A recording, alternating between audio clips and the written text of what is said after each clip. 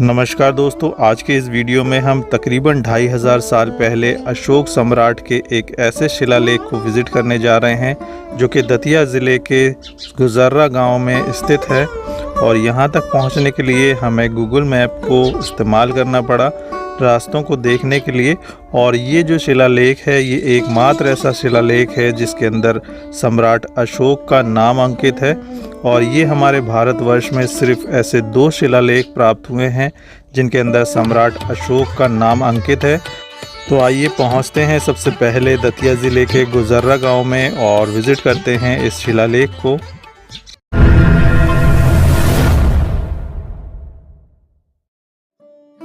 मध्य प्रदेश के दतिया ज़िले के ग्राम गुजर्रा में स्थित सिद्धों की टोरिया नाम की एक पहाड़ी की तलहटी में मौर्य सम्राट अशोक का एक महत्वपूर्ण शिलालेख प्राप्त हुआ है। और यहाँ पहुँचने के लिए आपको दतिया से तकरीबन 20 किलोमीटर की दूरी पर पड़ने वाला गांव गुजर्रा आना होगा। और ये सड़क मार्ग से इस तरीके से आप यहाँ पर पहुँच सकते हैं। जैसा कि आप देख रहे हैं, हम पूछते पूछते यहाँ तक पहुँच गए हैं।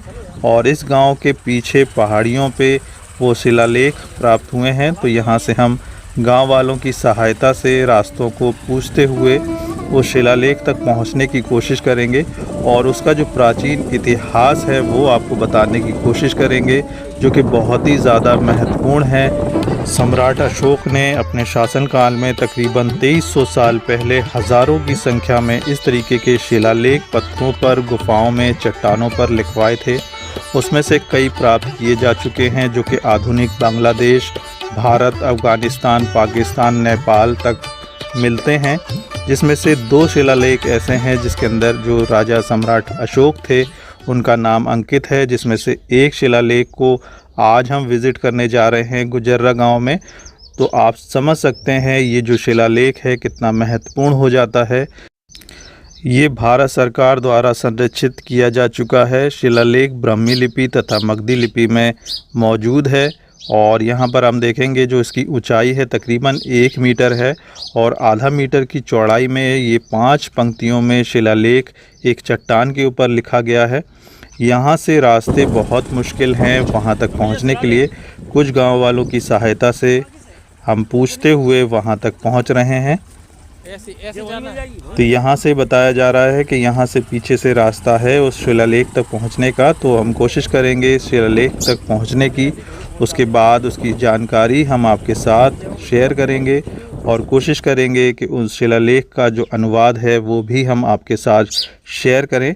तो जैसा कि आप देख रहे हैं तकरीबन हम उन पहाड़ियों तक पहुंच चुके हैं और कहा जाता है कि ये जो पहाड़ियां आपको सामने दिख रही हैं इन पहाड़ियों के पीछे ही वो शिलालेख प्राप्त हुआ है। और सामने एक छोटा सा तालाब भी है, तो उस तालाब के निशान से ही हम उन पहाड़ियों के पीछे जाएंगे। तो यहाँ पर देख लीजिए ये छोटा सा तालाब है। इन तालाब के सहारे किनारे किनारे रास्ते बने हुए हैं और उस शिलालेख तक हम पहुँच सकते हैं। दोस्तों अब यहाँ से हमें पैदल जाना होगा। चलते चलते मैं आपको कुछ इतिहास बता देना चाहता हूँ। कलिंग युद्ध में हुई अपार हानि की वजह से सम्राट अशोक को बहुत दुख पहुँचा था और उन्होंने अपना बाकी जीवन जो प्रजा है उसकी भलाई के लिए अर्पित कर दिया था।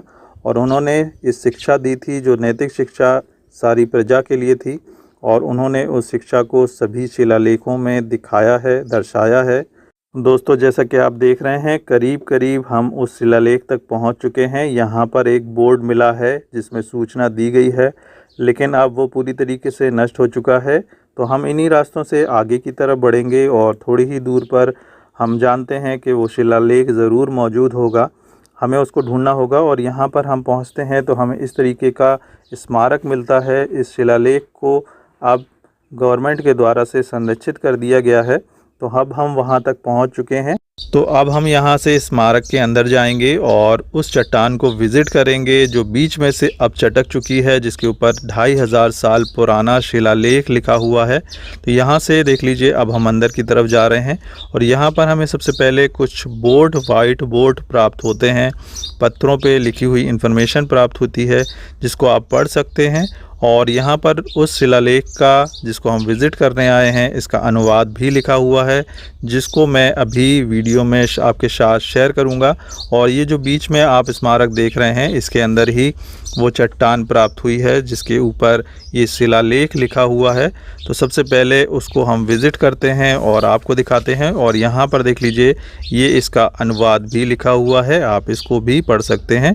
तो यहाँ पर आप देख सकते हैं ये जो चट्टान है बीच में से चटक चुकी है और इसके ऊपर ये शिलालेख लिखा हुआ है, आपको कैमरे में दिखाई दे रहा होगा। और ये सुबह के टाइम और शाम को 3 से 4 बजे के टाइम ही दिखाई देती हैं। ये जो लिपि है ब्राह्मी लिपि है और ये मगधी और ब्राह्मी लिपि में लिखा हुआ है। और यहाँ पर आप देखते हैं कि ये जो है सुबह और शाम के टाइम जब इसके ऊपर धूप पड़ती है तो ये जो इसके अक्षर हैं ये जो है हाईलाइट होते हैं, दिखाई देते हैं। इसके अलावा अगर आप दिन के समय इसको विज़िट करते हैं या बहुत शाम के टाइम इसको विज़िट करते हैं सूरज ढलने के बाद, तो आपको ये जो डिजिट हैं, ये जो अल्फ़ाबेट हैं, ये आपको देखने को नहीं मिलेंगे। और यहाँ पर आप देख सकते हैं ये जो चट्टान है बीच में से चटक चुकी है, शायद इसी कारण से अब इसको संरक्षित कर दिया गया है। और कहा जाता है जब हमने पता लगाने की कोशिश करी कि ये चट्टान कैसे चटकी, तो लोगों ने बताया कि एक बार बिजली कड़की थी, उस वजह से इस चट्टान में दरार पड़ गई। अब ये नहीं जानते कि कितनी इसमें सच्चाई है, लेकिन यहाँ पर आप देख सकते हैं तकरीबन 2300 साल पुराना एक ऐसा शिलालेख जो भारत में सिर्फ 2 हैं और उस तरीके से इसमें ये चट्टान में दरार आ चुकी है। तो यहाँ पर इसको संरक्षित करना और इसका जो रख रखाव है उसको अच्छे से करना बहुत ज़्यादा ज़रूरी है। और यहाँ पर मैं उन लोगों से भी आग्रह करूँगा कि आप अगर इंटरेस्टेड हैं इतिहास में तो ज़रूर यहाँ पर विज़िट करें, जिससे कि सैलानी आएँ और ये जो स्मारक है इसकी वैल्यू बढ़े और सरकार इसको और अच्छे से संरक्षित करे। तो मैं अब आपके सामने इसका अनुवाद पेश करता हूँ। देवान प्रिय अशोक राजा की ये विज्ञप्ति है। 2.5 वर्ष बीत गए, मैं उपासक था परंतु अधिक पराक्रम नहीं किया। 1.5 वर्ष हुए मैंने संघ की शरण ली है और इसके आगे का जो भाग है वो नष्ट हो चुका है, पढ़ा नहीं जा सकता। और दूसरी लाइन में लिखा है उन्होंने अधिक पराक्रम किया, ऐसा कहा जम्बूद्वीप में जो देवता हैं अमरीश थे, वे देवता मनुष्यों में मिश्रित हो गए, वे पराक्रम का फल है। और तीसरी लाइन में वे लिखते हैं प्राप्त होना शाक्य है, पराक्रम करने वाले, धर्माचरण करने वाले और प्राणियों से संयम करने वाले छोटे व्यक्ति भी विपुल स्वर्ग प्राप्त करने का शाक्य हैं। और यहाँ का आगे का जो लेख है वो नष्ट हो चुका है। चौथी लाइन में वो लिखते हैं प्रयोजन है कि श्रवण किया गया शुद्र और उदार धर्म का आचरण करें और योग को प्राप्त हो, सीमावर्ती लोगों को भी जाने, क्या धर्माचरण चिरस्थायी होगा। और 5वीं लाइन में वे लिखते हैं ये धर्माचरण अत्यंत बढ़ेगा। ये श्रवण 256वें पांडव में सुनाया गया है। तो इस तरीके से आप देखते हैं कि यहाँ पर ये अनुवाद है इसका, बहुत ही प्राचीन ये जगह है, आपको ज़रूर विज़िट करनी चाहिए। मैंने बता दिया है कि आपको यहाँ पर कहाँ पर आना है और ये किस गांव में है, पूरा लोकेशन मैंने आपके साथ शेयर किया है, इन्फॉर्मेशन शेयर की है। और यदि वीडियो पसंद आए तो कृपया चैनल को लाइक और सब्सक्राइब